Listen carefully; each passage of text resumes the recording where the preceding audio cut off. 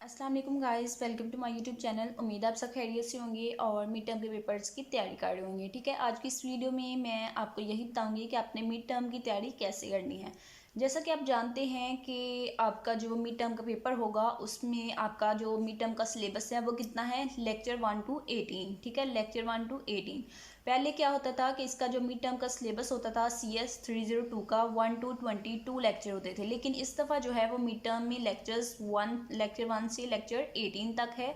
तो it's mean कि आपने जो है वो पुरानी वाली वीडियोस नहीं करनी प्रिपेयर, पुराने वाले पास पेपर्स जो हैं उनको प्रिपेयर नहीं करना, क्योंकि उसमें क्या है कि उसमें 1 से 22 लेक्चर्स तक MCQs होंगे, क्वेश्चंस होंगे। ठीक है, तो फिर क्या होगा कि आप 22 तक याद करते रहेंगे और पेपर में जाकर पता चलेगा कि ये तो नेक्स्ट वाले सिलेबस में से है। ठीक है, लेकिन आपका सिलेबस तो 18 लेक्चर तक है, तो इसलिए आपने क्या करना है, कम टाइम है तो कम टाइम में आपने जस्ट 18 लेक्चर वाला सिलेबस ही प्रिपेयर करना है। तो आज की इस वीडियो में मैं आपको जो है लेक्चर 1 to 18 तक MCQs जो हैं वो प्रोवाइड करूंगी, और ये लेक्चर वाइज MCQs होंगे, यानी कि लेक्चर 1 में, लेक्चर 2 में, लेक्चर 3 में, ठीक है, 18 तक जितने लेक्चर हैं, ठीक है, उन सब लेक्चर में जो जो MCQs बन रहे हैं, जो जो मोस्ट रिपीट होते हैं मिड टर्म के पेपर में, वो MCQs मैं आपको इस वीडियो में प्रोवाइड करूंगी, ताकि क्योंकि ये सब्जेक्ट जो है ये थोड़ा मुश्किल होता है CS 302। ठीक है, तो आप जो है वो खुद खुशकिस्मती समझें कि आपको MCQs आ गए हैं, नहीं तो इसके जो क्वेश्चन आते हैं मिड टर्म के पेपर में वो डायग्राम्स वगैरह होती हैं और वो थोड़े डिफिकल्ट होते हैं। ठीक है, लेकिन इस दफ़ा आपके 22 MCQs होंगे, यानी कि 80% पोर्शन जो है पेपर का वो MCQs की बेस पे होगा और जस्ट 20% आपके क्वेश्चन होंगे। ठीक है, इसलिए आपने क्या करना है, अपने MCQs को ज़्यादा अच्छे से प्रिपेयर करना है और उन पर अपना ज़्यादा टाइम देना है, ताकि आप मिड टर्म का पेपर जो है उसको क्लियर कर सकें और फाइनल टर्म के पेपर में बैठ सकें। तो हम स्टार्ट करते हैं अपनी वीडियो को और MCQs जो हैं उनको प्रिपेयर करते हैं। तो स्टार्ट करते हैं। जो जो स्टूडेंट जो हैं वो इस सब्जेक्ट को पास करना चाहते हैं वो ये MCQs ऑलमोस्ट 70 MCQs जो हैं वो मैं आपको प्रोवाइड करूँगी। लेक्चर वाइज MCQs हैं ये, और ये MCQs आप सब ने प्रिपेयर करने ही करने हैं। ठीक है, ताकि आप लोग मिड टर्म का पेपर जो है उसको पास कर सकें, तो अच्छा CGPA जो है वो गेन कर सकें। तो नेक्स्ट हम स्टार्ट करते हैं MCQs नंबर 1 से, जो हमारे पास क्या है कि the decimal number system has dash digit. ठीक है, डेसिमल नंबर सिस्टम जो होता है उसमें हमारे पास कितने डिजिट्स होते हैं। MCQs क्या है कि 8 डिजिट होते हैं, 9, 10 या फिर 11। ठीक है, तो मैं सारे MCQs नहीं बोलूँगी, ठीक है, क्योंकि वीडियो जो है वो फिर ज़्यादा लेंथी हो जाएगी। पहले ही हमारे 70 MCQs हैं। ठीक है, तो ज़्यादा वीडियो लेंथी नहीं हमने करनी, हमने जस्ट टू द पॉइंट जो है वो बात करनी है। तो हमारे पास जो आंसर होगा वही मैं यहाँ पे आपको बताऊँगी, सारे MCQs को मैं रिपीट नहीं करूँगी। ठीक है, तो यहाँ पे आप देख सकते हैं कि लेक्चर नंबर का रेफरेंस भी बताया गया है कि कौन से लेक्चर में ये वाला MCQs है। तो लेक्चर नंबर 1 से हमने स्टार्ट किया है कि डेसिमल नंबर जो होते हैं उनकी डैश 19 कितने डिजिट होते हैं या फिर उनकी कितनी बेस होती है। ठीक है, दो तरह से ये MCQs आपसे पूछा जा सकता है कि डेसिमल नंबर सिस्टम में कितने डिजिट होते हैं या फिर डेसिमल नंबर सिस्टम जो है उनकी बेस कितनी होती है। ठीक है, तो आपका आंसर जो है वो होगा कि 10, यानी कि जो जो हमारे पास डेसिमल नंबर सिस्टम होते हैं उसमें कितने डिजिट होते हैं, 10। और अगर हमें पूछा जाएगा कि उसकी बेस कितनी होती है तो वो भी हमने बताना है 10, क्योंकि इसमें 0 से 9 तक डिजिट होते हैं डेसिमल नंबर सिस्टम में, तो इसलिए इसकी जो बेस है वो क्या होगी, 10। तो ऑप्शन नंबर सी जो है आपके पास इसका करेक्ट आंसर होगा। नेक्स्ट वन MCQs है कि cave man number system has dash distinct shapes. ठीक है, तो अब यहाँ पे भी ये भी क्वेश्चन जो है ये भी आपको दो तरह से पूछा जा सकता है। एक तो इस तरह से कि केवमैन नंबर सिस्टम में कितनी डिस्टिंक्ट शेप्स होती हैं, तो वो होती हैं 5। ठीक है, और अगर आपसे पूछा जाए, ये MCQs नंबर 2 है, आपने कंफ्यूज नहीं होना। ठीक है, MCQs नंबर 2 और आंसर क्या है 5। तो दूसरी तरह से इस तरह से पूछा जा सकता है कि केवमैन नंबर सिस्टम की बेस कितनी होती है, तो उसकी बेस कितनी होती है 5। ठीक है, आंसर दोनों सूरतों में 5 ही होगा, लेकिन स्टेटमेंट थोड़ी सी चेंज कर दी जाती है स्टूडेंट्स को कंफ्यूज करने के लिए, तो आपने बिल्कुल भी कंफ्यूज नहीं होना। ठीक है, 5 इसका आंसर होगा कि 5 डिस्टिंक्ट शेप्स होती हैं। नेक्स्ट जो है आपको इसमें से एक और MCQs बन सकता है केवमैन नंबर सिस्टम से, वो क्या है कि जो हमारे पास 5 शेप्स होती हैं वो भी मैंने आपको यहाँ पे दिखाई हैं कि ये 5 हमारे पास शेप्स होती हैं। तो आपको पूछा जा सकता है कि ये जो फर्स्ट शेप है ये किसको रिप्रेजेंट कर रही है, MCQs बना के पूछा जा सकता है। तो ये जो फर्स्ट शेप है ये 0 को रिप्रेजेंट कर रही है, ये 1 को, और थर्ड वाली जो है वो ये रिप्रेजेंट कर रही है 2 को, ये 4 को, और ये एरो जो है ये 5 को रिप्रेजेंट कर रहा है, ठीक है। तो ये भी आपका MCQs बन सकता था, इसलिए मैंने आपको बता दिया कि इसको भी आपने प्रिपेयर कर लेना है कि ये जो समीशन है ये ज़ीरो को रिप्रेजेंट कर रहा है, ट्राइंगल जो है ये 1 को रिप्रेजेंट कर रही है, और जो ग्रेटर देन है ये 2 को रिप्रेजेंट करेगा, सिग्मा जो है ये रिप्रेजेंट करेगा, ओहम जो है, सिग्मा नहीं है ओहम है, ओहम जो है वो किसको रिप्रेजेंट करेगा, वो 4 को, और जो एरो है वो 5 को रिप्रेजेंट करेगा, ठीक है। नेक्स्ट हमारे पास क्या है कि digital system use are dash, ठीक है। तो डिजिटल सिस्टम जो हमारे पास होती हैं वो यूज़ करते हैं बाइनरी नंबर सिस्टम को, ठीक है। बाइनरी नंबर सिस्टम को, डिजिटल सिस्टम्स यूज़ करते हैं किसको, बाइनरी नंबर सिस्टम को। लेक्चर नंबर 1 में ये भी हमारे पास MCQs है। नेक्स्ट हमारे पास लेक्चर नंबर 2 में जो MCQs हैं वो क्या हैं कि 2's complement of any binary number can be calculated by, ठीक है। किसी भी बाइनरी नंबर का हमने 2's कम्प्लीमेंट अगर कैलकुलेट करना है तो वो हम किस तरह से करते हैं, ये इंपॉर्टेंट MCQs है, बार बार रिपीट हो रहा है मिड टर्म के पेपर में।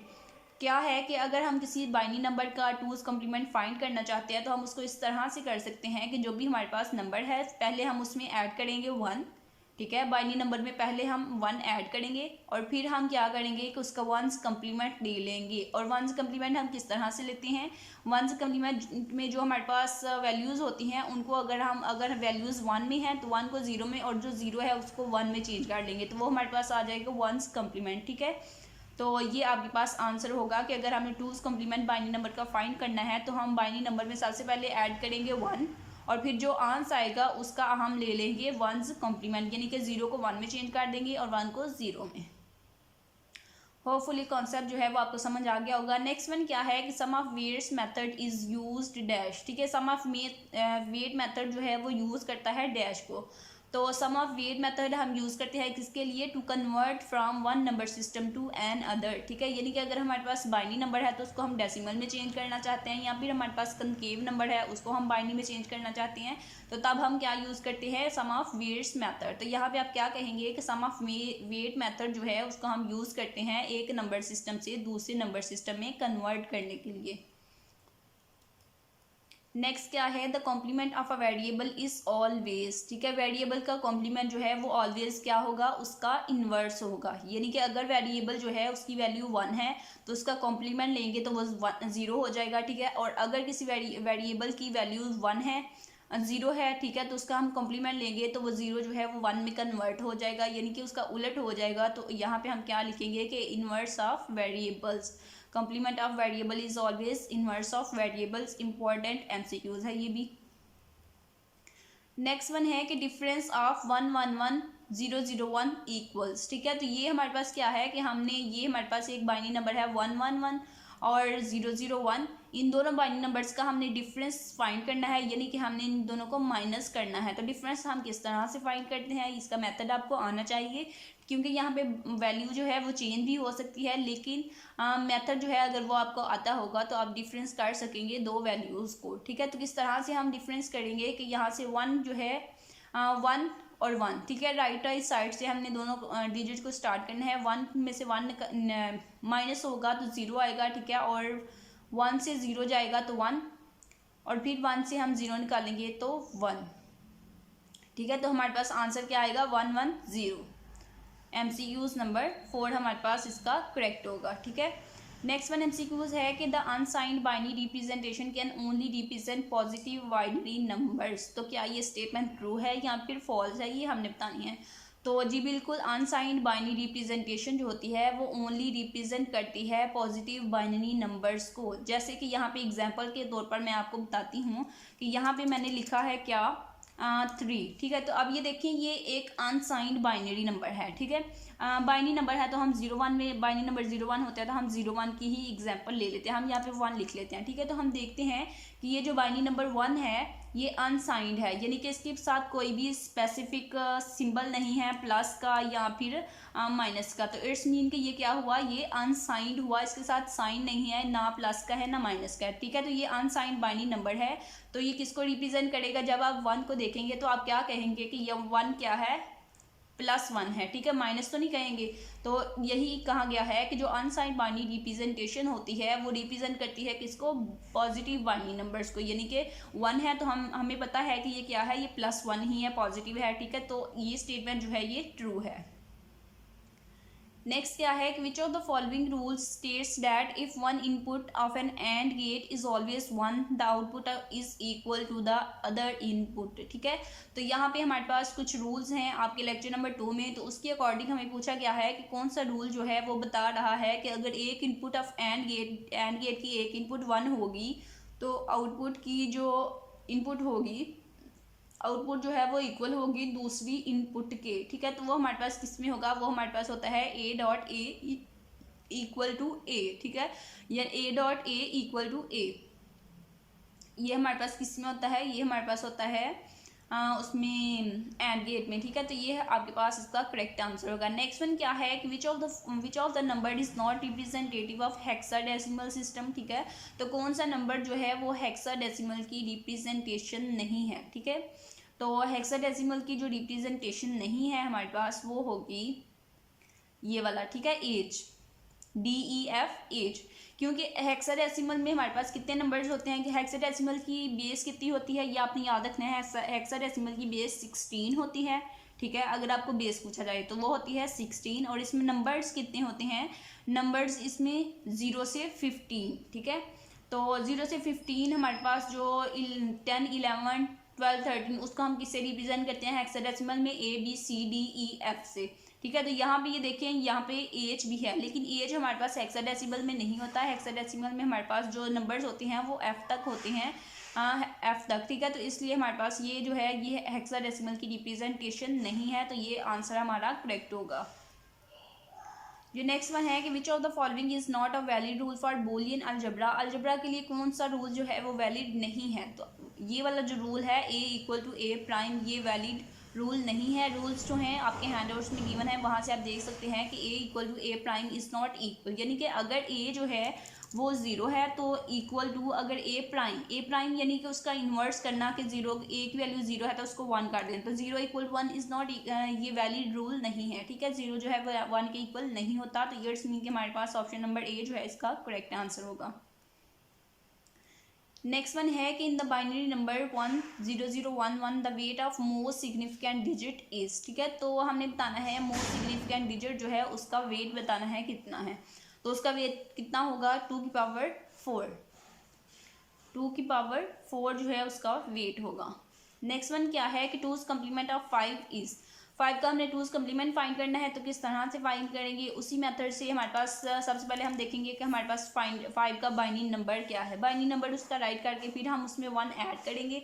1 ऐड करके जो आंसर आएगा उस आंसर को हम इन्वर्ट करेंगे, यानी कि उसका 1's कम्प्लीमेंट लेंगे। 1's कम्प्लीमेंट किस तरह से लेंगे, जो हमारे पास 0 बिट होगी उसको 1 में, और जो 1 होगा उसको 0 में हम कन्वर्ट कर देंगे। तो उसके अकॉर्डिंग हमारे पास जो करेक्ट आंसर होगा वो होगा हमारे पास 0101। ठीक है, ऑप्शन नंबर C जो है हमारे पास इसका करेक्ट आंसर होगा।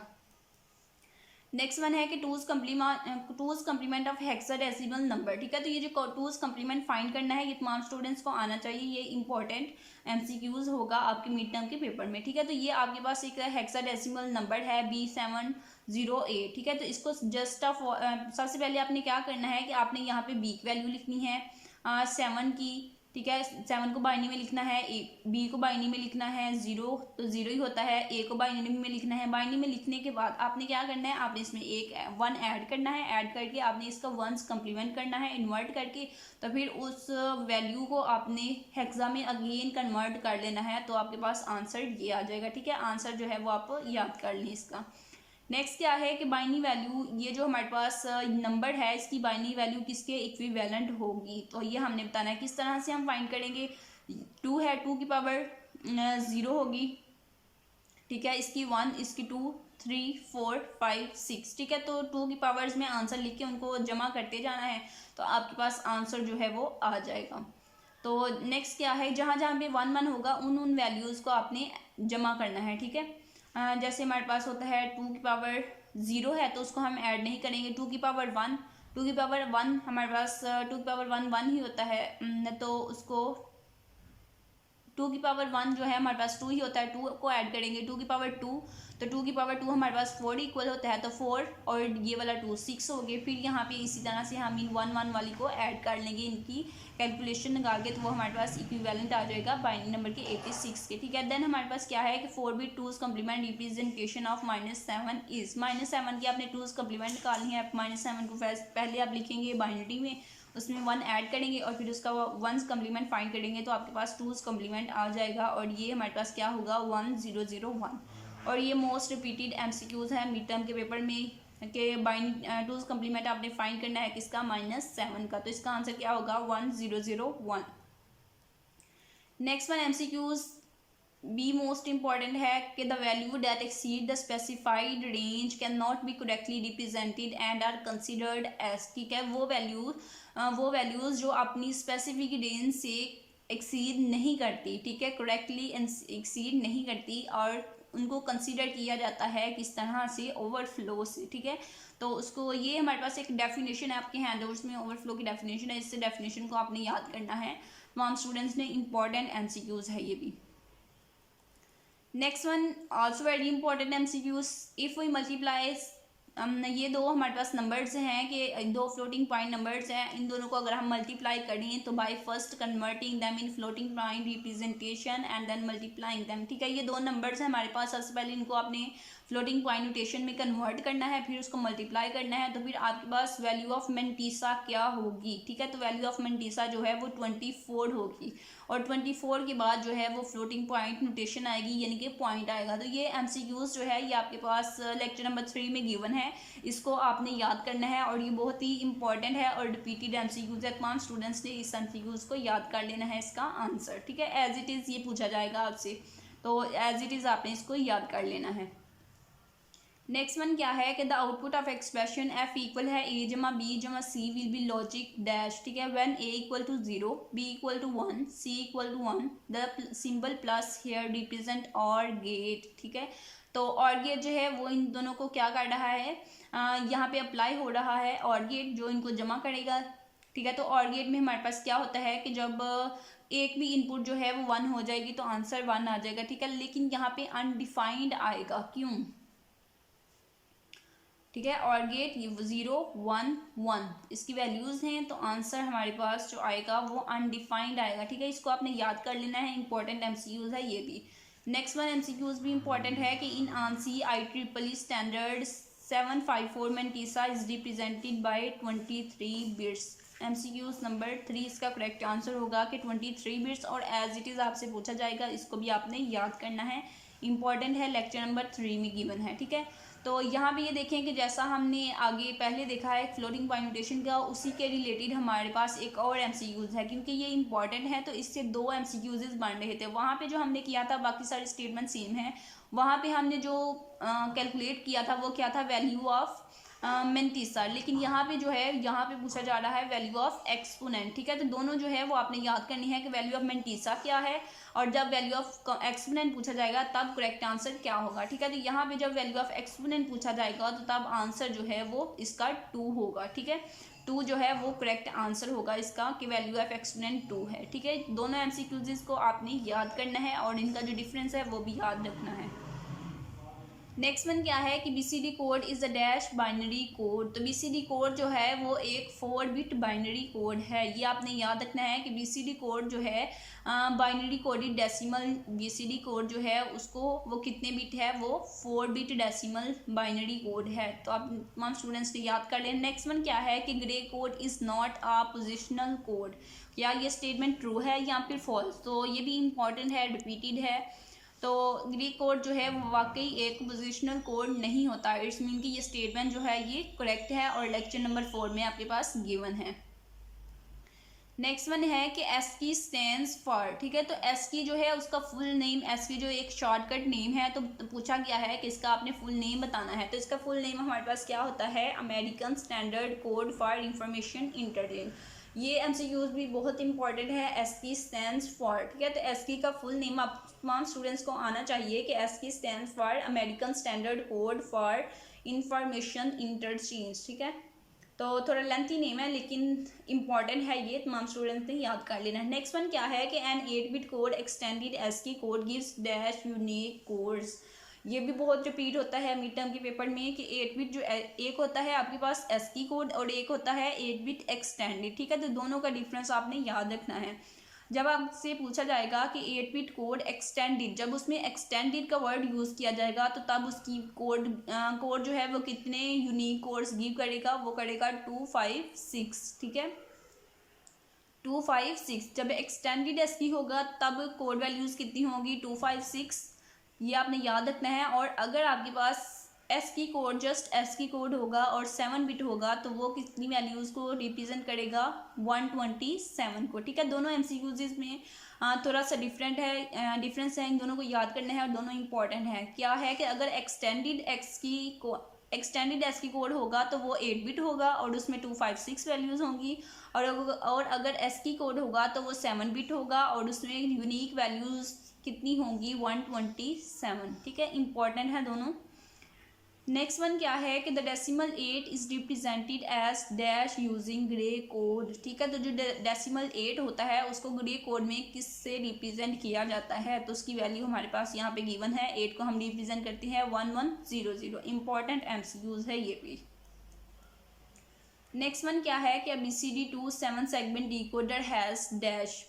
तो जो BCD2 7 सेगमेंट डिकोडर होता है उसकी 4 इनपुट्स होती हैं और 7 आउटपुट्स होती हैं। इंपॉर्टेंट MCQs है और रिपीटेड है। BCD 7 सेगमेंट डिकोडर की 4 इनपुट्स होती हैं और 7 आउटपुट्स होती हैं। नेक्स्ट वन, ये MCQs भी एक बन रहा था, इसको भी मैंने राइट कर लिया, ठीक है, कि ये भी इंपॉर्टेंट है। क्या है कि ये आपसे पूछा जा सकता है कि फंडामेंटल गियर्स कितने हैं, तो आपने क्या कहना है कि फंडामेंटल गियर्स जो हैं वो 3 हैं, ठीक है। अगर आपसे पूछा जाएगा कि फंडामेंटल के गियर्स के नाम क्या हैं, तो आपने बताना है कि AND, OR and NOT gate, ठीक है। 2 MCQs यहाँ से बन रहे थे। नेक्स्ट वन है लेक्चर नंबर 5 में कि NOT gate can be use to perform the operation of AND, OR और नॉट गेट, कि जो हमारे पास नॉट गेट है, नॉट किससे बनता है, नॉट और ऑड को मिला के, नॉट और ऑड को मिला के नॉट गेट बना। तो नॉट गेट जो है वो एंड, ऑड और नॉट गेट तीनों के फंक्शन जो है परफॉर्म कर सकता है। तो ये स्टेटमेंट जो है ये फॉल्स है, ठीक है, ये फंक्शन इनके परफॉर्म नहीं कर सकता। नॉट है तो नॉट और ऑड को मिलाकर बना है, तो ये एंड का ऑपरेशन जो है वो कैसे परफॉर्म करेगा, ठीक है। तो ये स्टेटमेंट हमारे पास फॉल्स होगी। इंपॉर्टेंट MCQs है ये भी। नेक्स्ट वन है कि NAND gate output is low if. NAND gate जो है उसकी आउटपुट जो है वो लो कब होगी, जब उसकी तमाम इनपुट्स हाई होंगी, ठीक है। ऑप्शन नंबर बी इसका करेक्ट होगा कि नैंड गेट की आउटपुट जो है वो लो होगी जब उसकी तमाम इनपुट्स जो हैं वो हाई होंगी, ठीक है। इंपॉर्टेंट MCQs है। नेक्स्ट वन है कि NOT gate is formed by connecting. तो अब ये देखिए जो मैंने आपको ऊपर बताया कि नॉट गेट जो है वो किससे बना है, नॉट से और ऑड से, ठीक है। एन जो है वो रिप्रेजेंट कर रहा है नॉट गेट को और जो ऑड है वो रिप्रेजेंट कर रहा है ऑड गेट को। इट्स मीन के नॉट जो है वो कैसे बना है, ऑड गेट और नॉट गेट को मिला के। तो ये आपके पास करेक्ट आंसर होगा। नेक्स्ट है कि एक्सटेंडेड, यहाँ पे मैंने आपको पहले जो MCQs बताए थे ASCII वाले, उसमें मैंने बताया था कि आपको इस तरह भी पूछा जा सकता है कि एक्सटेंडेड ASCII कोड की कितनी बिट्स हैं, ठीक है। तो उसकी 8 बिट्स हैं। अगर जस्ट ASCII कोड होगा ASCII कोड तो उसकी 7 बिट्स होंगी, और अगर एक्सटेंडेड ASCII कोड होगा तो उसकी 8 बिट्स होंगी। याद रखना है, इंपॉर्टेंट MCQs है। नेक्स्ट वन है कि AND gate performs a logical dash function. तो जो एंड गेट होता है वो लॉजिकल कौन सा फंक्शन परफॉर्म करता है, तो एंड गेट में हम मल्टीप्लिकेशन करते हैं, तो यहाँ पे हमारे पास क्या होगा कि एंड गेट जो है वो मल्टीप्लिकेशन का फंक्शन परफॉर्म करता है। नेक्स्ट वन है कि ऑड गेट परफॉर्म्स बूलियन। तो ऑड गेट जो है वो क्या करता है, ऑड गेट में हम एडिशन करते हैं, जमा करते हैं, तो हमारे पास आंसर क्या होगा कि ऑड गेट जो है वो एडिशन को परफॉर्म करता है। नेक्स्ट वन क्या है कि output of an AND gate is 1 when, ठीक है। तो एंड गेट जो है उसकी आउटपुट 1 कब होगी, जब उसकी तमाम इनपुट्स जो हैं वो 1 होंगी तो उसकी आउटपुट भी 1 होगी, ठीक है। तो जब एंड गेट की इनपुट 1 होगी, तमाम इनपुट्स 1 होगी तो उसकी आउटपुट भी 1 होगी। ये इंपॉर्टेंट MCQs है, याद करना है तमाम स्टूडेंट्स ने। नेक्स्ट वन, ये भी इंपॉर्टेंट MCQs हैं। MCQs लेक्चर नंबर 7 से हैं। लेक्चर नंबर 6 और 7 से, दोनों इंपॉर्टेंट है। One advantage TTL has over CMOS is that TTL is, ठीक है, तो TTL जो होते हैं उसकी क्या डिसएडवांटेज है, नॉट सेंसिटिव, ठीक है, डिसएडवांटेज क्या है कि not sensitive to electrostatic discharge, ठीक है, और ये किसकी एडवांटेज है, CMOS की। ये आपने याद कर लेनी है तमाम स्टूडेंट्स ने, लेक्चर नंबर 6 में हमारे पास गिवन है ये MCQ।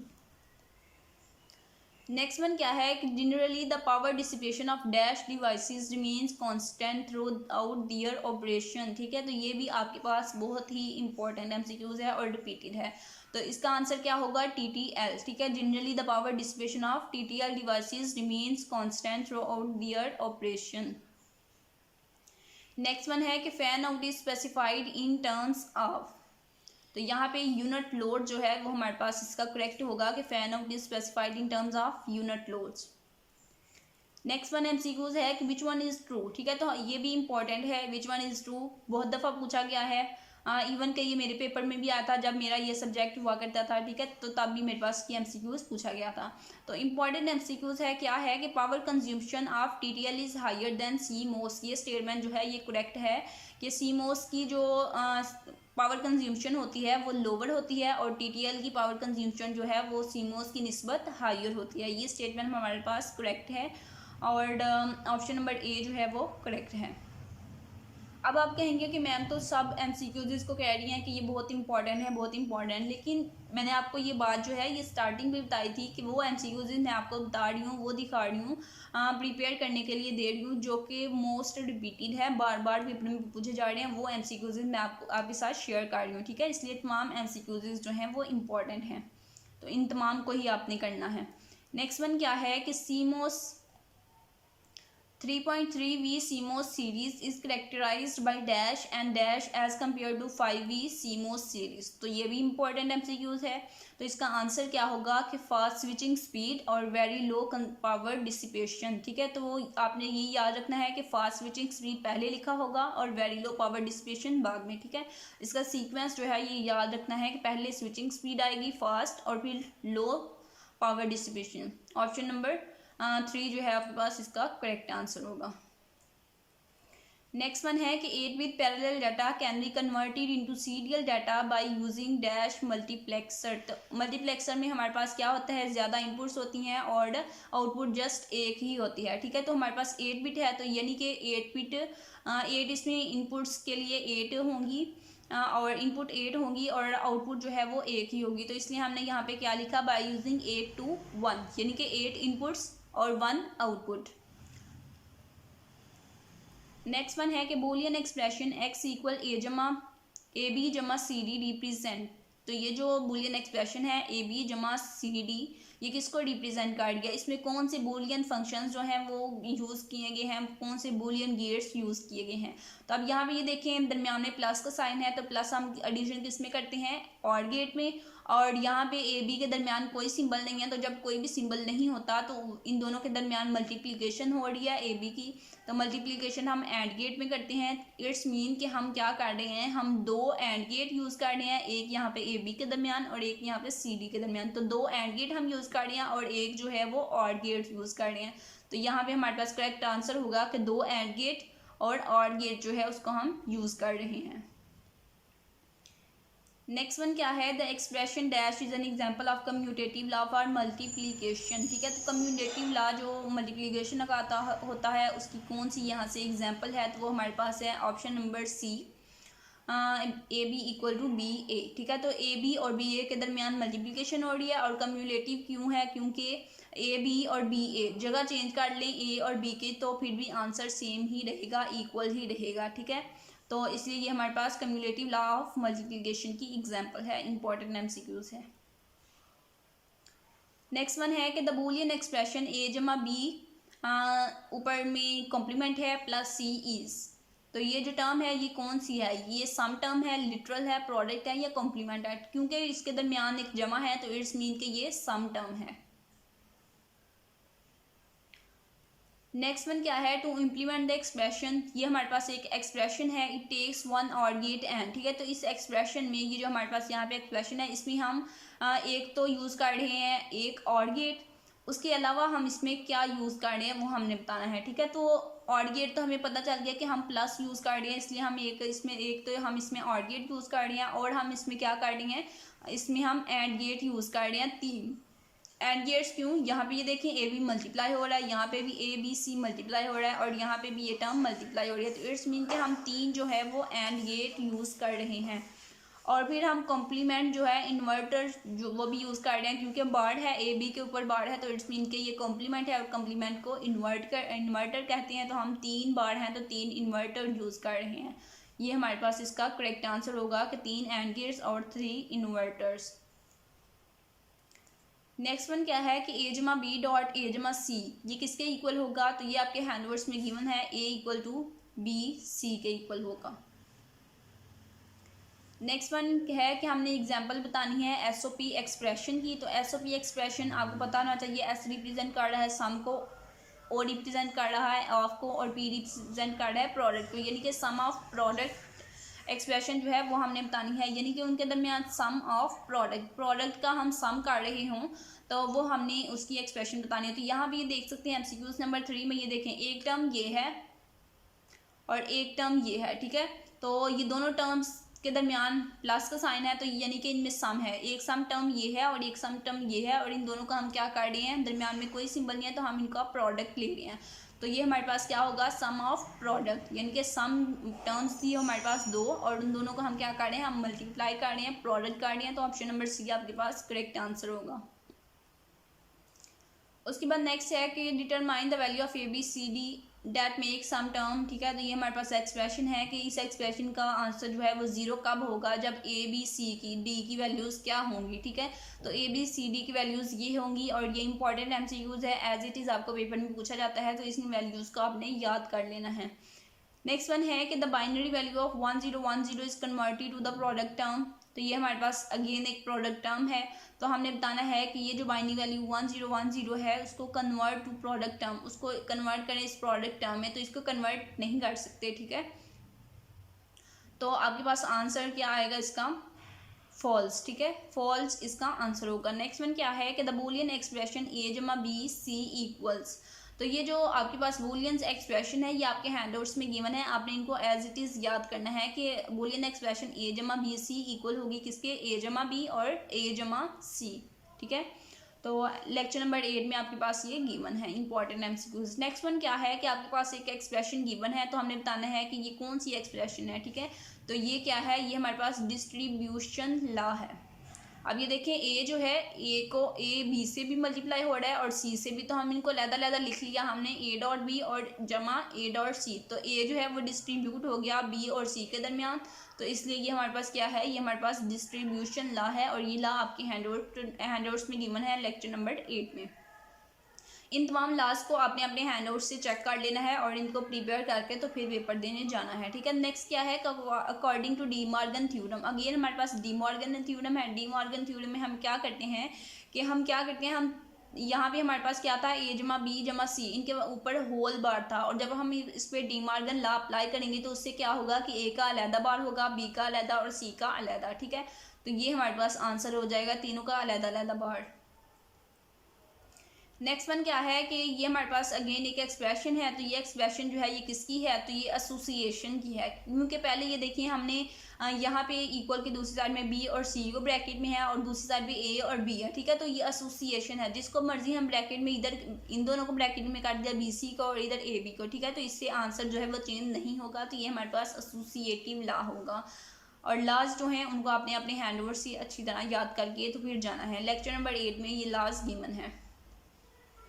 नेक्स्ट वन एमसीक्यूज क्या है कि non standard POS is converted into a standard POS by using the rule, ठीक है। यानी कि अगर एक हमारे पास non standard product of sum term है तो उसको हम कन्वर्ट करना चाहते हैं प्रोडक्ट ऑफ सम में, तो उसको हम किस रूल से कन्वर्ट करेंगे, तो उसके लिए हमारे पास जो रूल होगा वो होगा ये वाला, ठीक है, ए जमा ए बार इक्वल टू 1, ठीक है। तो आपने याद रखना है कि नॉन स्टैंडर्ड प्रोडक्ट ऑफ सम को हम कन्वर्ट कर रहे हैं प्रोडक्ट ऑफ सम में, ठीक है। तो तब हमारे पास ये होगा, लेकिन अगर हमें कहा जाएगा कि हमने नॉन स्टैंडर्ड पीओएस को पीओएस को एसओपी में कन्वर्ट करना है, तो फिर हमारे पास आंसर जो है वो ये आएगा, ठीक है। नेक्स्ट वन क्या है कि high level noise margin of CMOS 5 volt series circuit is, ठीक है। तो इसका हमने वोल्ट बताना है, तो वो कितना होता है 0.9 वोल्ट। ये भी इंपॉर्टेंट MCQs है। नेक्स्ट वन क्या है कि कर्नफ मैप। लेक्चर नंबर 9 में हमारे पास क्या है, Karnaugh map. A Karnaugh map is similar to truth table because it represent all possible values of input variables and resulting output of each value, ठीक है। तो ये क्या है, ये हमारे पास एक डेफिनेशन है। तो ये डेफिनेशन आपने ट्रूथ टेबल की याद करनी है, कर्नफ मैप की, और ये हमारे पास ट्रू स्टेटमेंट है। तो ये इंपॉर्टेंट MCQs है कर्नफ मैप के अबाउट, अक्सर पेपर में पूछा जाता है, ठीक है। तो इसको आपने याद करना है as it is. Next one क्या है कि SOP expression is equal to 1, ठीक है। तो SOP एक्सप्रेशन जो है वो 1 के इक्वल कब होगी, जब 1 और more product terms in expression equal to 1, ठीक है। जब प्रोडक्ट टर्म्स जो है वो 1 होंगी तो SOP एक्सप्रेशन भी इक्वल टू 1 हो जाएगी। लेक्चर नंबर 10 में आपके पास गिवन है। नेक्स्ट क्या है कि इन अ 4 वेरिएबल के मैप यानी कि Karnaugh map a 2 variable product term is produced by 4 cell groups of ones, ठीक है। तो ये MCQs आपने याद करने हैं। MCQs नंबर 3 जो है इसका करेक्ट आंसर है, और लेक्चर वाइज MCQs मैं आपको प्रोवाइड कर रही हूँ ताकि आप पेपर की अच्छी तैयारी कर सकें और अच्छा CGPA जो है वो अपने पेपर में ले सकें। नेक्स्ट क्या है कि 3 variable Karnaugh map has dash cells for min and max, ठीक है। तो 3 वेरिएबल कर्नफ मैप जो होता है उसमें कितनी आपके पास नंबर ऑफ सेल्स होती हैं। तो ये आपके पास 8 नंबर ऑफ सेल्स होते हैं। किस तरह से फाइंड कर सकते हैं, जो भी आपको यहाँ पे गिवन होगा। 3 वेरिएबल्स कहा गया है तो आपने 2 की पावर 3 करना है। 2 की पावर 3 हमारे पास 8 होता है, तो इट्स मीन हमारे पास 8 सेल्स होंगे। अगर आपसे पूछा जाएगा कि 4 वेरिएबल कर्नफ मैप में कितने सेल्स होते हैं, तो आपने क्या करना है, आपने 2 की पावर 4 निकालना है, कैलकुलेट करना है, और आपके पास 16 आंसर आ जाएगा। यहाँ पे क्योंकि 3 वेरिएबल्स हैं तो आंसर हमारे पास क्या आएगा, 8 वेरिएबल्स। नेक्स्ट वन MCQs में हमें पूछा गया है कि 4 वेरिएबल। तो 4 वेरिएबल मैंने आपको बताया है किस तरह से हम चेक करेंगे। 2 की पावर 4 करेंगे तो हमारे पास आंसर आएगा 16। तो इट्स मीन हमारे पास 16 सेल्स होते हैं 4 वेरिएबल कर्नफ मैप में। नेक्स्ट वन है लेक्चर नंबर 11 में कि on a Karnaugh map grouping of zeros produce, ठीक है। तो जब हम कर्नफ मैप में जीरोस की ग्रुपिंग करते हैं तो वो हमारे पास एक POS यानी कि प्रोडक्ट ऑफ सम एक्सप्रेशन जो है वो प्रोड्यूस करते हैं। जब हम कर्नफ मैप पे जीरो की ग्रुपिंग करेंगे तो हमारे पास एक POS एक्सप्रेशन जो है वो बनेगी, और जब हम वंस की ग्रुपिंग करेंगे तो वो हमारे पास क्या बनाएगा, वो प्रोड्यूस करेगा SOP एक्सप्रेशन, ठीक है। दोनों लिहाज से आपने याद करना है। नेक्स्ट वन क्या है कि आप 5 वेरिएबल कर्नफ मैप, ठीक है। अगेन उसी तरह से हमने फाइंड करना है, कैसे कि हमने 2 की पावर 5 करना है तो आंसर हमारे पास 32 आएगा। तो इट्स मीन का 5 वेरिएबल कर्नफ मैप में हमारे पास कितने सेल्स होंगे, 32। नेक्स्ट वन MCQs, इसको आपने याद करना है, तो इम्पॉर्टेंट MCQs है ये। आपको पता होना चाहिए कि कंपैरेटर जो है उसके 3 आउटपुट लेवल्स होते हैं। कौन कौन से, ये 3, ठीक है। तो ये 3 लेवल जो हैं कंपैरेटर की आपने याद करने हैं। ये MCQs में पूछा जाता है और इसको क्वेश्चन बना के भी पूछा जाता है कि कंपैरेटर की कितनी इनपुट्स हैं, ये भी कितनी आउटपुट्स हैं, ये भी आपको पूछा जा सकता है। कंपैरेटर की कितनी आउटपुट्स होती हैं, तो कंपैरेटर की 3 आउटपुट्स होती हैं। और अगर पूछा जाएगा कि कौन सी आउटपुट हैं, तो वो आपने यहाँ इस MCQs नंबर 3 को याद कर लेना है। नेक्स्ट वन है कि adjacent ones detector circuit will have active low output for the input. तो ये जो हमारे पास इनपुट है इसके लिए एडजेसेंट वंस डिटेक्टर सर्किट में एक्टिव लो आउटपुट होती है, ठीक है, 1010 के लिए।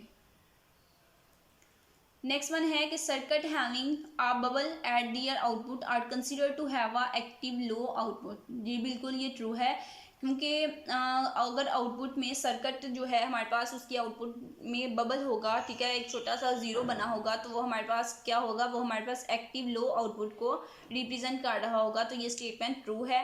तो लेक्चर नंबर 13 में ये हमारे पास MCQs जो है गिवन है। नेक्स्ट वन क्या है कि which gate is used best as a basic comparator, ठीक है। तो कौन सा गेट जो है वो बेस्ट रिप्रेजेंट करता है बेसिक कंपैरेटर को, तो वो हमारे पास होता है एक्सक्लूसिव ऑर, ठीक है। एक्सक्लूसिव ऑर जो है वो बेस्ट रिप्रेजेंट करता है बेसिक कंपैरेटर को। नेक्स्ट वन इंपॉर्टेंट MCQs हैं कि half adder logical circuit contains 2 XOR gates. तो ये फॉल्स है, ठीक है। हाफ एडर लॉजिकल सर्किट जो होता है हमारे पास उसमें 2 XOR गेट्स नहीं होते। तो नेक्स्ट वन क्या है कि half adder logical circuit contains dash XOR, ठीक है। तो यहाँ पे ये देखें ये फॉल्स है। और हमारे पास जो कितने XOR गेट्स होते हैं 1, ठीक है। नेक्स्ट MCQs में हमें पूछा गया है कि कितने XOR गेट होते हैं, तो हमारे पास 1 होते हैं, तो यहाँ पे हमें 2 कहा गया है। इट्स मीन कि ये स्टेटमेंट जो है ये रॉन्ग है। और करेक्ट आंसर हमारे पास क्या है कि हाफ एडर्ड लॉजिकल सर्किट में हमारे पास एक XOR गेट होता है, ठीक है। नेक्स्ट वन है कि फुल एडर। फुल एडर में हमारे पास कितनी इनपुट्स और कितने आउटपुट्स होती हैं, तो फुल एडर में हमारे पास 3 इनपुट्स होती हैं और 2 आउटपुट्स होती हैं। नेक्स्ट है कि function to be perform by processor is selected by set of inputs known as, ठीक है। तो ये हमारे पास डेफिनेशन है किसकी, फंक्शन सेलेक्ट इनपुट्स की। इसको आपने याद करना है, इंपॉर्टेंट है और रिपीटेड है। लेक्चर नंबर 15 में आपके पास ये डेफिनेशन जो है ये गिवन है। नेक्स्ट वन क्या है कि 2 bit comparator circuit can be connected to form single 4 bit comparator. तो जी बिल्कुल, दो बिट कंपैरेटर सर्किट को कनेक्ट करके हम एक सिंगल 4 बिट कंपैरेटर बना सकते हैं। तो ये हमारे पास क्या होगा, ट्रू। लेक्चर नंबर 16 में ये गिवन है। नेक्स्ट क्या है कि for a 3 to 8 decoder how many 2 to 4 decoder will be required, ठीक है। कि अगर हम 3 to 8 डिकोडर जो है उसके लिए हमें कितने 2 to 4 डिकोडर चाहिए होंगे, तो हमें 2 चाहिए होंगे, ठीक है। हमारे पास 2 to 4 डिकोडर है, हम 3 to 8 डिकोडर बनाना चाहते हैं, तो उसके लिए हमें 2 डिकोडर जो हैं वो चाहिए होंगे। तो 2 आंसर जो है वो करेक्ट होगा। नेक्स्ट वन क्या है कि decimal to BCD। Decimal to BCD यानी कि 4 बिट होता है, BCD इज़ अ 4 बिट। तो यहाँ ये हमने पीछे MCQs में पढ़ा था कि BCD कितने बिट होता है, BCD 4 बिट होता है। नेक्स्ट वन भी इंपॉर्टेंट MCQs है ये वाला, ठीक है। तमाम स्टूडेंट्स ने इस MCQs को याद करना है कि the dash encoder is used as a keypad encoder. तो BCD टू डेसिमल डिकोडर जो है वो हम यूज़ करते हैं as a keypad encoder, BCD to decimal. Next one है using multiplexer as parallel to serial converter requires dash connecting to multiplexer. तो इसका जो करेक्ट आंसर है वो ये है। और इंपॉर्टेंट MCQs है ये भी, इसको भी तमाम स्टूडेंट्स ने याद करना है। लेक्चर नंबर 18 तक आपका मिड टर्म का सिलेबस था और ये लेक्चर नंबर 18 के ही हम MCQs जो हैं प्रिपेयर कर रहे हैं। नेक्स्ट ये 2-3 लाइंस हैं डेफिनेशंस के तौर पर, इनको आपने याद करना है MCQs के तौर पर। इतनी इंपॉर्टेंट नहीं है लेकिन फिर भी आप इनको देख लीजिएगा। ये MCQs बन रहे थे लेक्चर नंबर 18 में, तो मैंने आपके साथ इनको भी शेयर कर दिया, ठीक है। तो इन डेफिनेशन को आपने देख लेना है एक दफ़ा अच्छे से, ठीक है। तो ये था आपका CS 302 की मिड टर्म प्रिपरेशन के लिए मटेरियल MCQs जिनको आपने प्रिपेयर करना है। और इंशाल्लाह प्रिपेयर करके जाइएगा अपने पेपर के लिए और बहुत अच्छे मार्क्स जो हैं वो आप इस पेपर में गेन करेंगे इस वीडियो के थ्रू। और आके अपना फीडबैक जो है वो भी आपने देना है कि आपको इस वीडियो से कितने MCQs जो हैं वो पेपर में आए थे। मज़ीद मिड टर्म की प्रिपरेशन के लिए वीडियोज़ के लिए आपने चैनल को सब्सक्राइब करना है ताकि आपको मज़ीद वीडियोज़ जो हैं वो मिलती रहें।